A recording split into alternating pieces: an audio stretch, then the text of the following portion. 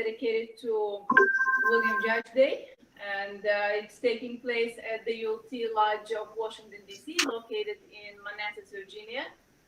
The United Lodge of Theosophists policy is independent devotion to the cause of Theosophy without professing attachment to any Theosophical organization. It's loyalty to the greater founders of the Theosophical movement, but does not concern itself with dissension or difference of individual opinion. So today we will be speaking of the importance of William Judge and his role in the Theosophical movement. And I would like to welcome the reading. Good morning. Okay. From Notes to the Bhagavad Gita. All of us are brought to the study by our own request made to our higher self, who is Krishna. It does not matter whether he is consciously aware of having made the request, nor whether it was made as a specific act in this life or in many other preceding ones. It was made, and it is to be answered at the right time. Some of us have asked this many times before in ancient births of ours, in other bodies, and in other lands. Others are making the request now, but it is more than likely, in the case of those who are spurred on to intense effort and longing to know the truth, to strive for unity with God, that they have put up the petition ages since. We take up the gauge over and over, life after life, and experience after experience, never completely defeated if we always look to Krishna, our higher self. All the passing shows of life, whether fraught with disaster or full of fame and glory, are teachers. He who neglects them neglects the opportunities which seldom the gods repeat. And the only way to learn from them is through the heart's registration. For when we become in heart completely poor, we are at once the treasurers and dispersers of enormous riches. This attitude to be assumed, then, is that of doing every act, small and great, trifling or important, because it is before us to do, and is a mere carrying out of us as instruments of the will of that deity who is ourself. This practice is the highest, that which someday we must and will learn to perform. Effacement in the Supreme Spirit is gained by the right-seeing sage, whose sins are exhausted, who has cut asunder all doubts, whose senses and organs are under control, and who is devoted to the well-being of all creatures. If the last qualification is absent, then he is not right-seeing sage, and cannot reach a union with the Supreme. They must follow but the humblest imitator. Everyone who desires to come to that condition must try to the best of his ability to imitate the sage who has succeeded.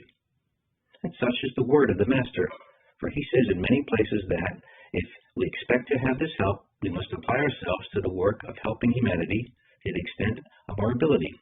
No more than this is demanded.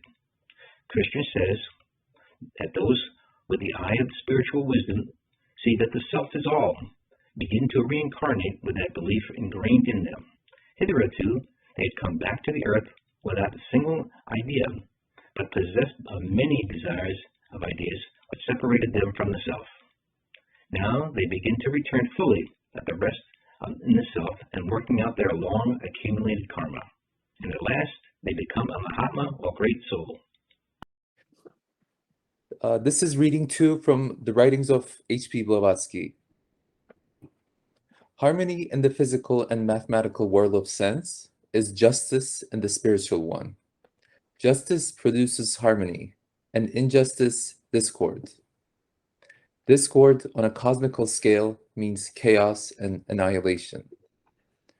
If there's a developed immortal spirit in man, it must be in everything else, at least in a latent or germinal state. And it can only be a question of time for each of those germs to become fully developed.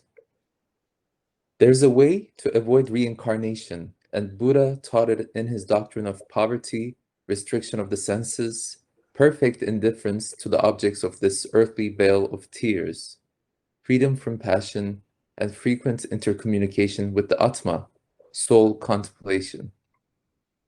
The cause of reincarnation is ignorance of our senses and the idea that there's any reality in the world, anything except abstract existence.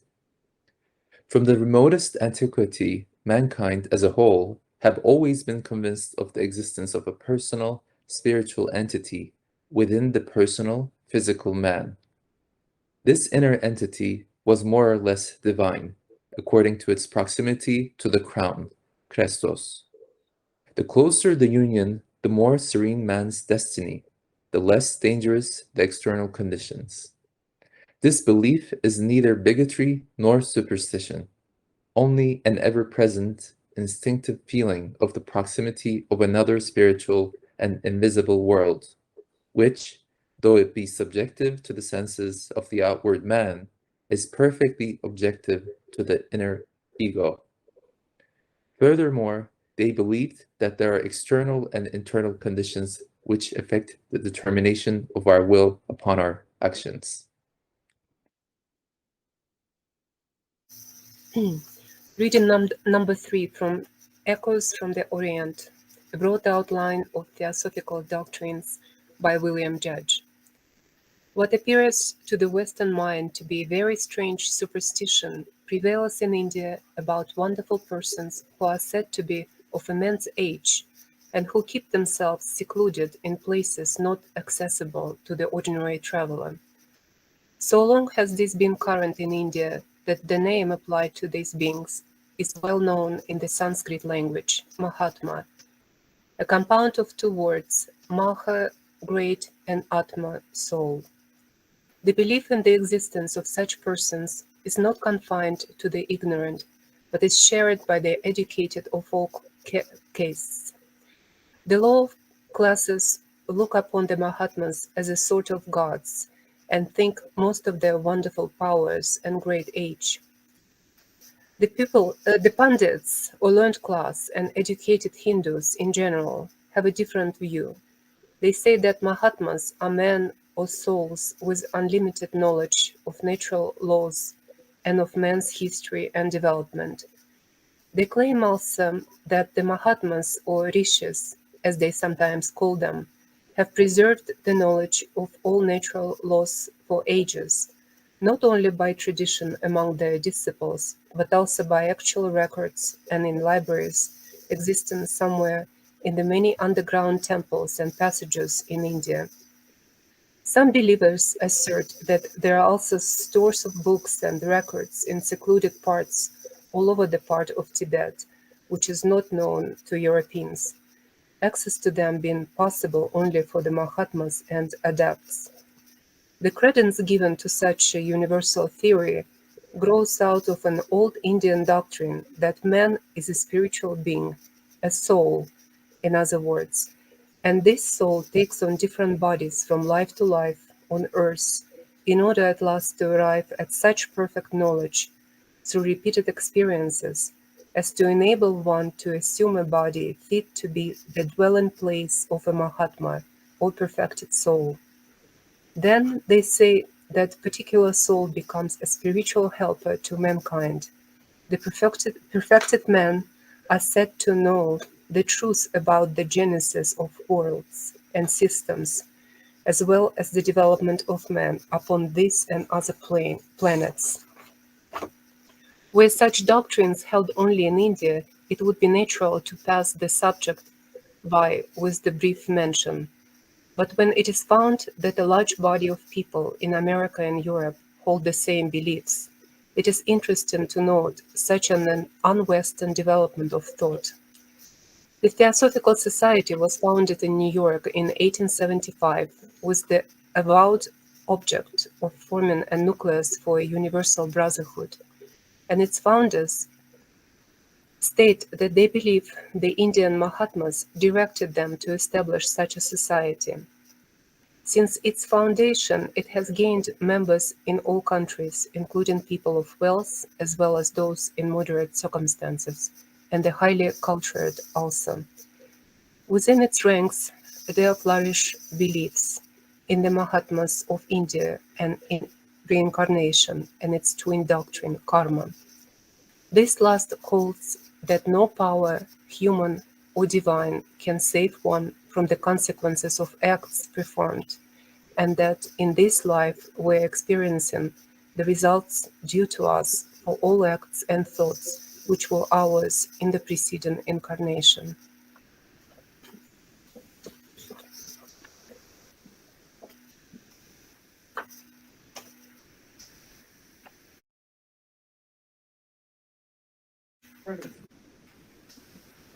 The logic of discipleship is the fundamental law of sacrifice. The disciple strives to gain critical knowledge and master the powers of nature, first as found within himself and then in the world. Only them to use them on behalf of the whole of humanity.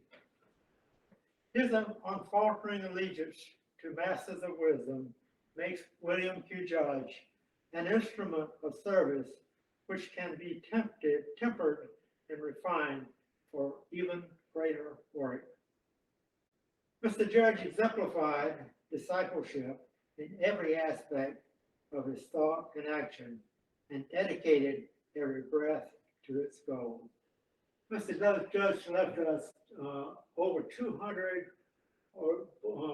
articles and books, which put this is just the titles of them on the page. If you don't get them on the internet or something, please send us an email. If you want them that way, we'll send it to you. He was born, William Quan John George was born in Dublin, Ireland on April 13, 1851. A frail child, he became seriously ill in his 7th year. His health deteriorated rapidly, despite the best efforts of the attending doctor. And he finally informed the parents, the doctor did, that their son was dead. To the amazement of the family, however, William suddenly revived and slowly regained his health. After his illness, his parents discovered that William could read, an ability no one had detected before, and he plunged into serious volumes on mesmerism, chronology, magic, religion, and philosophy.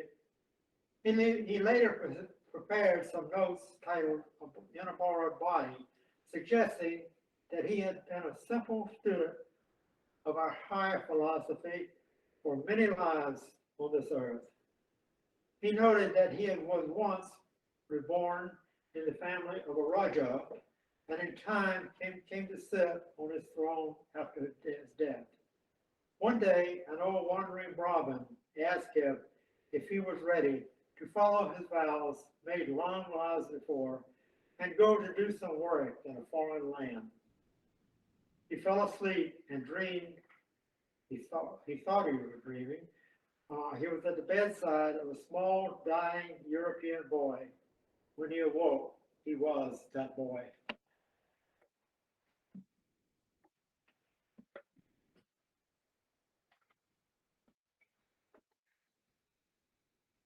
When William was still young, his mother, Mary Quan, died in childbirth. The potato famine was going on, and his father, Frederick, decided to take him and his 6 brothers and sisters to America, where they might have a better opportunity to develop their talents and earn a living. So, arriving in New York in 1864, when he was 13 years old, the family settled in Brooklyn, where despite hardship, William Q. Judge attended school. He was a frail boy, but with an indomitable will and perseverance. He was at the bank of a stream with other boys one day. All of them swam to an island a little way off and jeered and mocked the younger comrade who could not swim. The small William plunged into the water, sank, touched bottom, ran a few steps on the river's bottom, rose, kicked, sank, took more steps, and reached the margin of the island to be thrown out half unconscious by his friends there. The recorder of this incident added that nothing could be more characteristic of Mr. Judge, as he was always there to do his duty. It was this kind of perseverance that later came out when he was seen to be giving lectures when no one was present, determined that Theosophy would become established in the United States. William joined the legal staff of George P. Andrews as a clerk. George P. Andrews was later a justice in the New York Supreme Court. While preparing himself for the bar, William's father died, and Judge found himself thrust into the world. Number 4, he became a citizen in April 1872 and was admitted shortly thereafter to the State Bar of New York, where he practiced for the remainder of his life. His compassion, integrity, and conscientiousness and intelligence were widely recognized, and he was called the Christ of the legal profession. Number 5. In 1875, Judge married a staunch Methodist lady who bore him a child. His natural fondness for children, they would seek him out, come sit on his lap and gather around him when he was in a public place, when he appeared. It just increased his pain when his daughter died of diphtheria in infancy. In the same year, Judge read Colonel Henry Steele Alcott's accounts of the spiritualistic homestead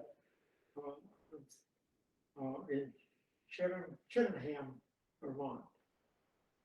These articles were published in the New York Daily Graphic and included descriptions of the visit of a Russian lady of distinguished birth and rare educational and natural endowments.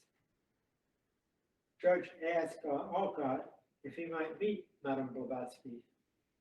She consented, and Judge met her in her apartment at 46 Irving Place, New York City.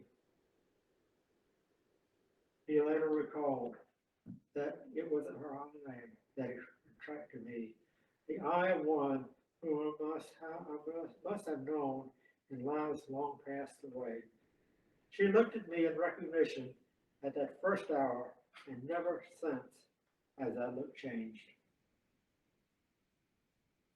Not as a questioner of philosophies did I come before her, not as one groping in the dark for lights that schools and fanciful theories have obscured, but as one who, wandering many periods through the corridors of life, was seeking the friends who could show where the designs for the work had been hidden. And she responded, revealing the plans once again, and speaking no words to explain, simply pointed them out and went on with the task.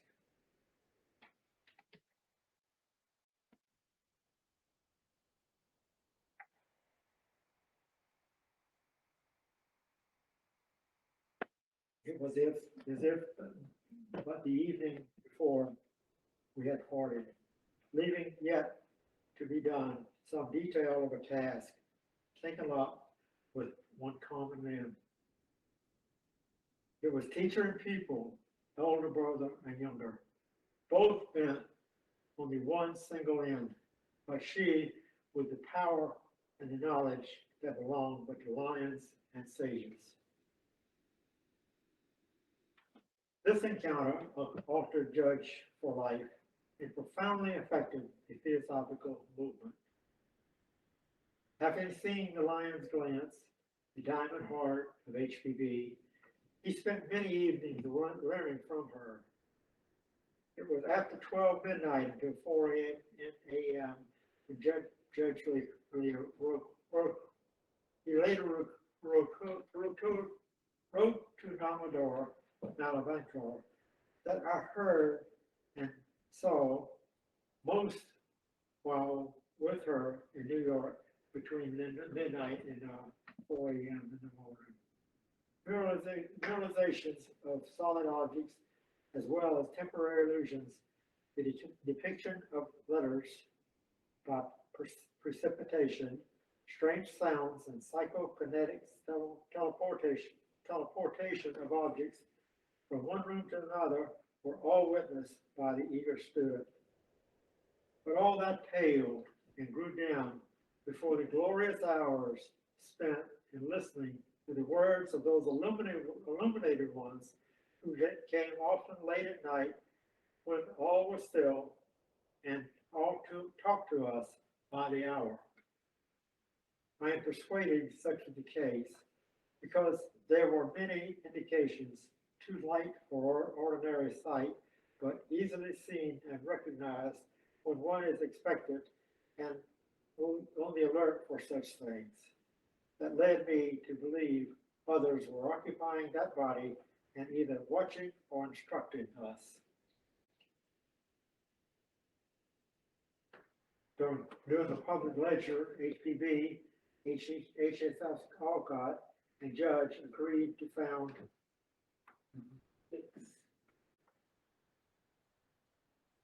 the Theosophical Society, which was formally inaugurated on November 17, 1875.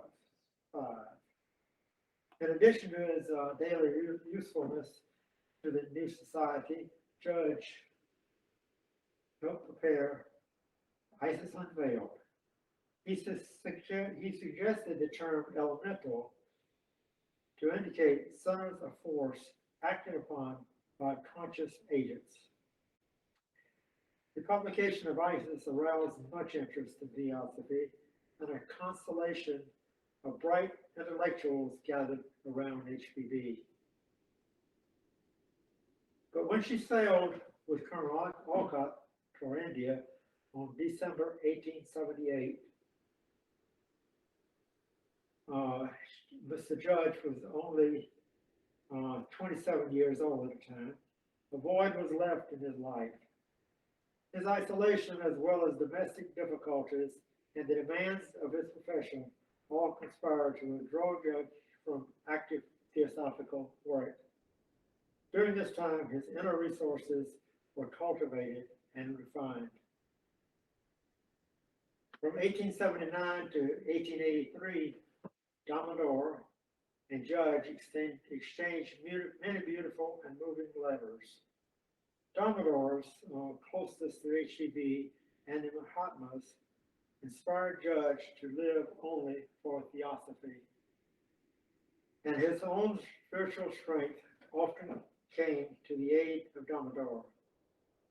Their profound friendships, reverence, and respect for one another is a model of relations between disciples of the wisdom religion.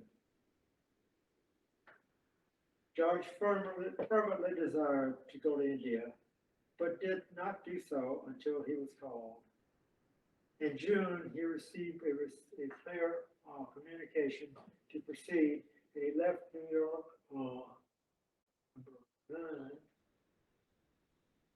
he left in early 1883.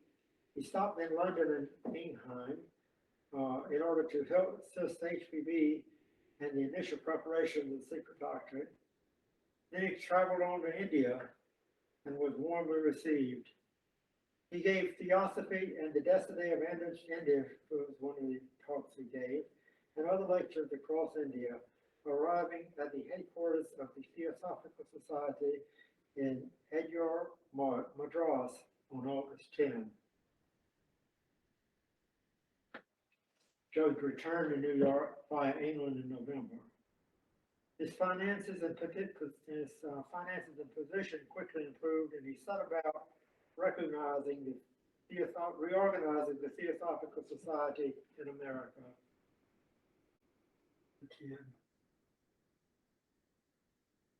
In 1886, the American section was formed with Judge as permanent general secretary.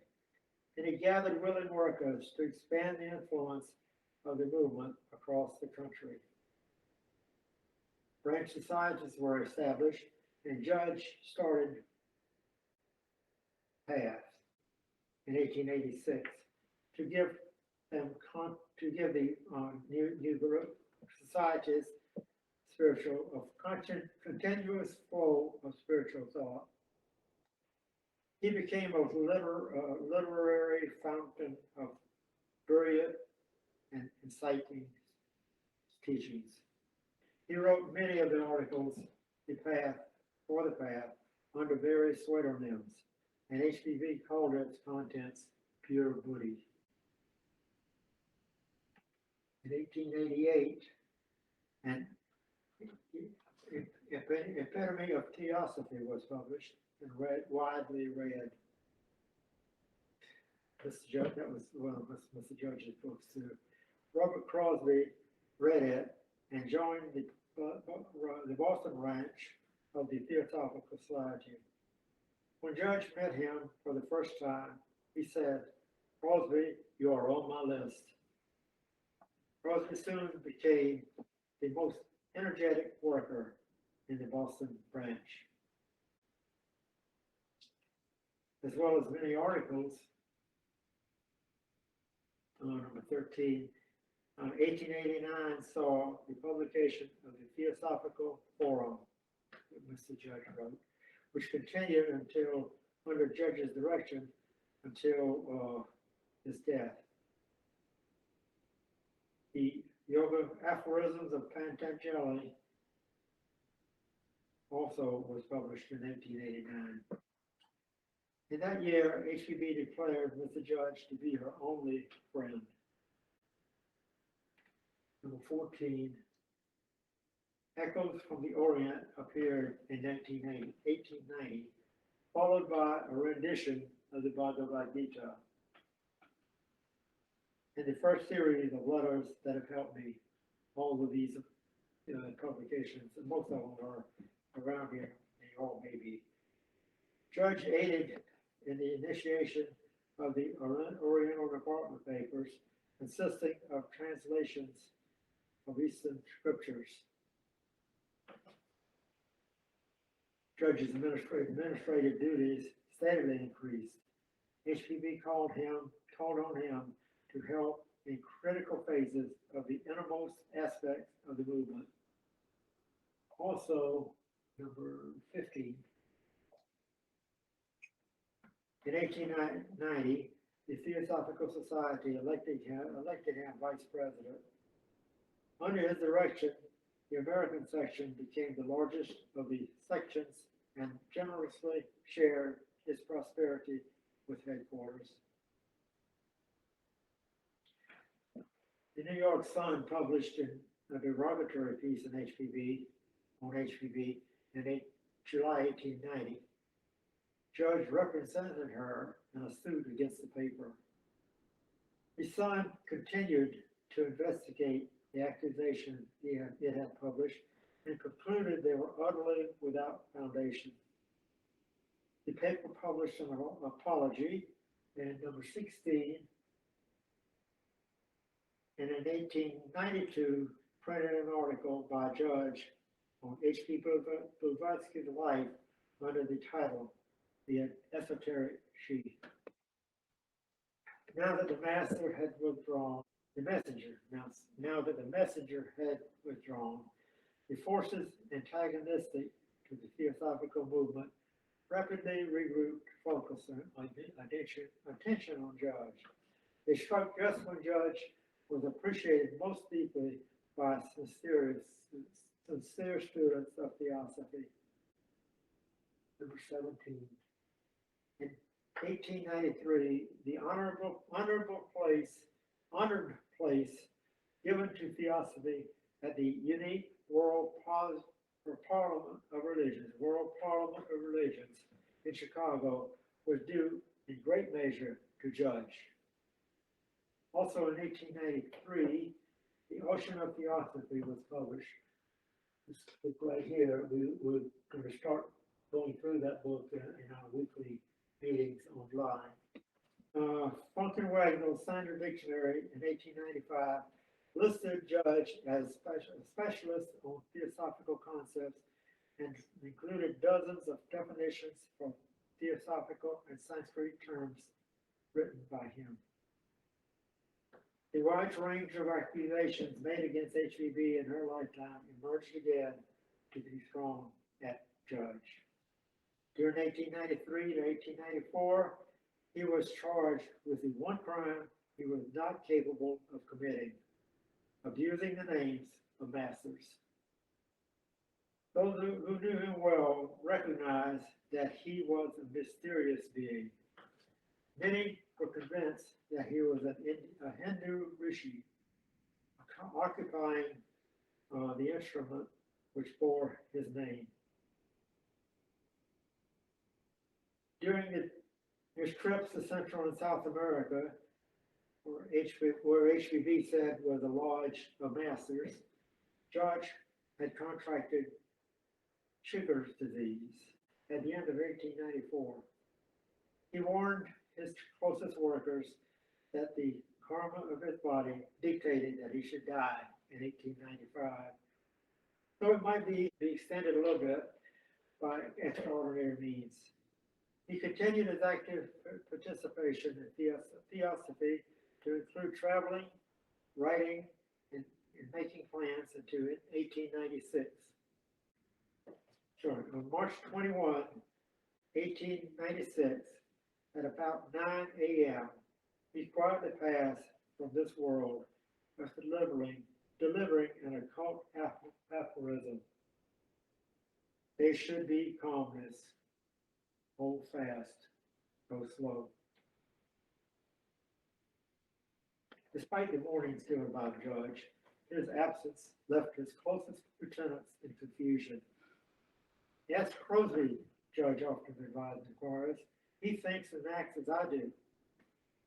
Robert Crosbie eschewed public leadership, but lived up to that high compliment by quietly holding the Theosophical Society in America together at its core.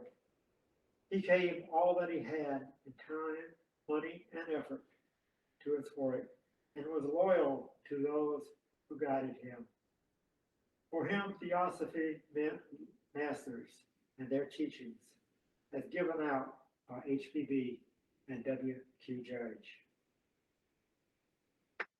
When the society was moved from New York to Point Loma, California, Crosbie came along.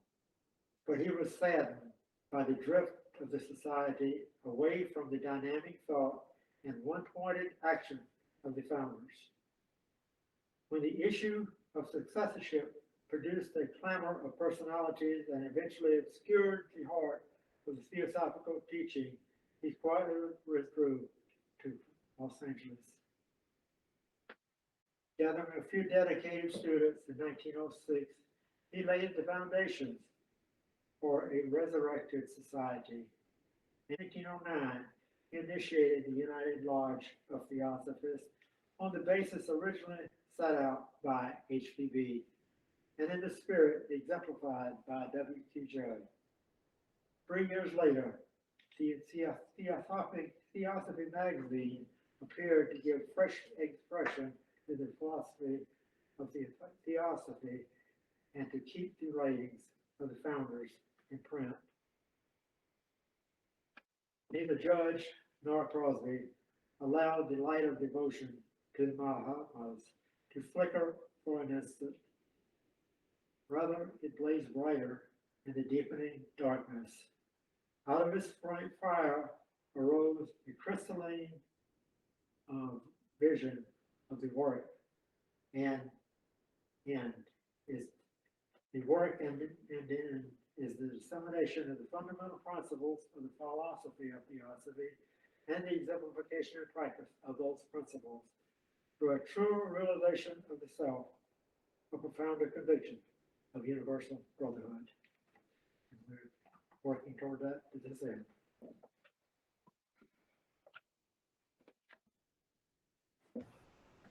The fourth reading is by Robert Crosbie in memory of William Q. Judge.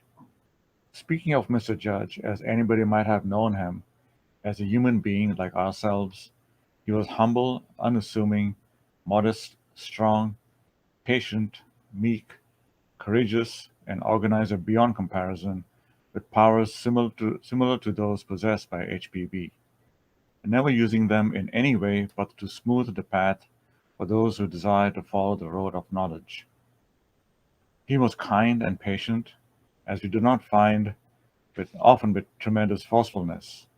He had extraordinary powers of organization, with a perception that could look into the very motives and minds of others, could see traitors around him, could read the hearts of those desirous of injuring him, and yet in all his intercourse with them, paving the way for them, remaining ever kind.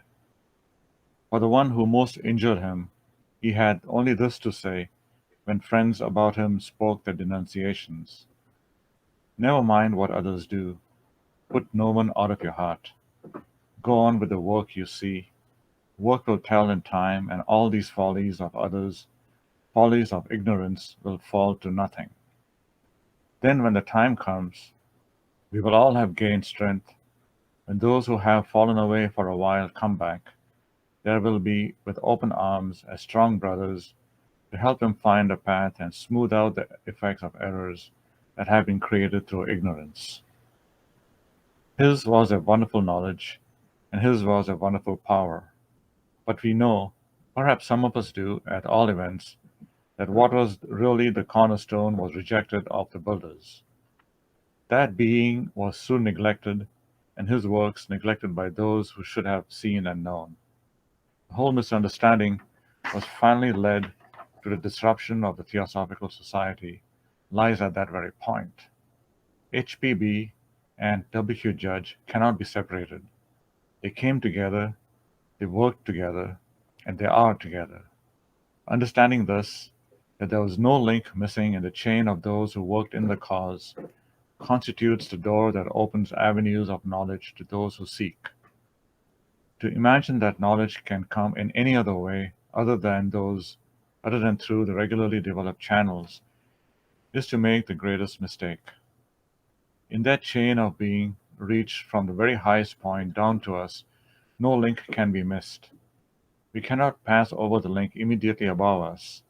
That link must be understood before we can pass to a still higher one.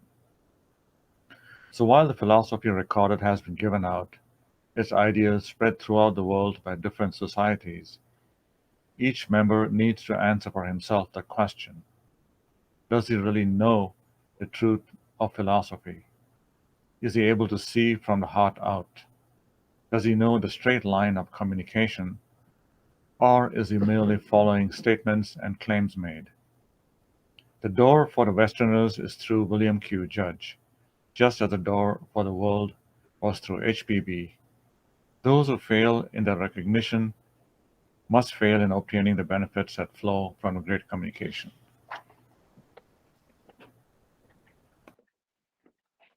Let us take a few minutes now.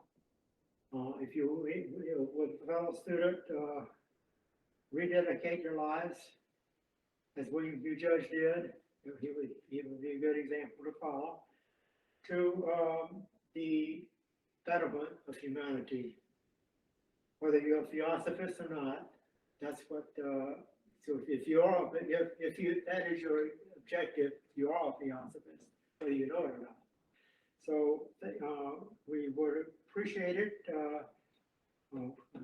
if you were to contact us if you have any questions at ULTDC or any of the lodges throughout the world, and see what you can do to help the lodges at this time of at this low time. It really is a low time for spiritual development. So much materiality goes on around us until it's very difficult to see the spirituality, true spirituality shining. So we have many opportunities for service. Hope we can take advantage of them. Thank you for joining us.